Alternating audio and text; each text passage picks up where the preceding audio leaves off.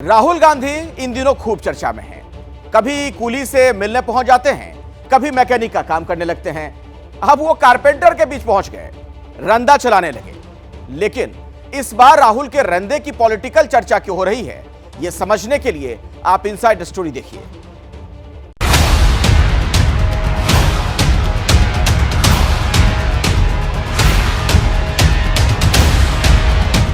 आरी चलाते, रंदा लगाते, कीले ठोकते राहुल गांधी। देश के बड़े फर्नीचर मार्केट में से एक दिल्ली के कीर्तिनगर मार्केट में कारीगरों के साथ काम करते राहुल गांधी की ये तस्वीरें वायरल हैं। लेकिन चर्चा ये हो रही है कि आखिर राहुल गांधी कारपेंटरों से मिलने क्यों गए।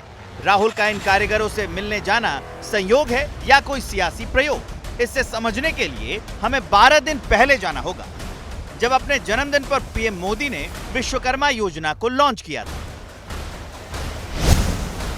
इस योजना में कारीगरी और दस्तकारी का काम करने वाले 18 जातियां शामिल हैं। इन परंपरागत कारीगरों में बढ़ई यानी कारपेंटर भी शामिल हैं। योजना में ऐसे कारीगरों को सरकार की तरफ से आर्थिक सहायता की व्यवस्था की गई है। 18 अलग अलग तरह का काम करने वाले विश्वकर्मा साथियों पर फोकस किया गया है।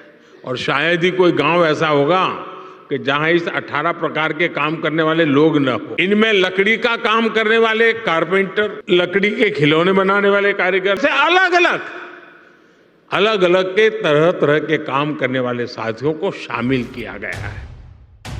बढ़ई का काम करने वाली जातियां ओबीसी में शामिल हैं। तो क्या राहुल गांधी का बढ़ई समाज के लोगों तक पहुंचने का ये दांव पीएम मोदी की विश्वकर्मा योजना की काट है? ये समझने के लिए देश में ओबीसी की ताकत को भी समझना जरूरी है। कुल आबादी में ओबीसी 52% हैं। ओबीसी की 2000 से ज्यादा जातियां हैं।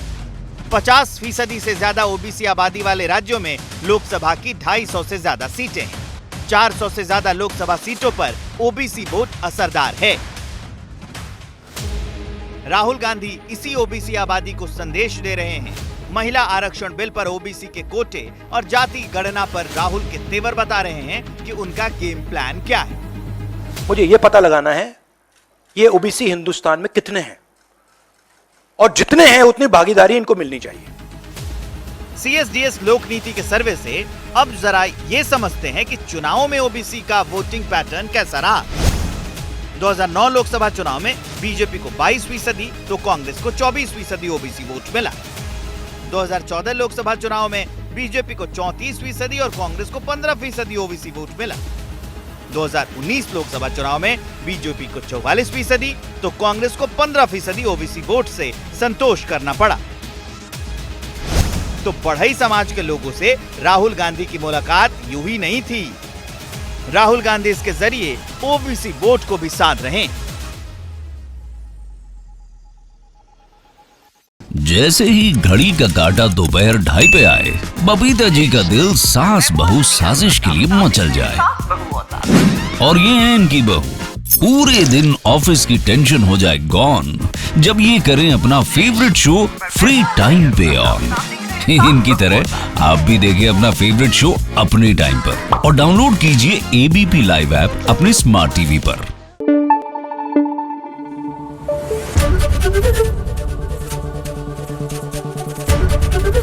एबीपी न्यूज आपको रखे आगे।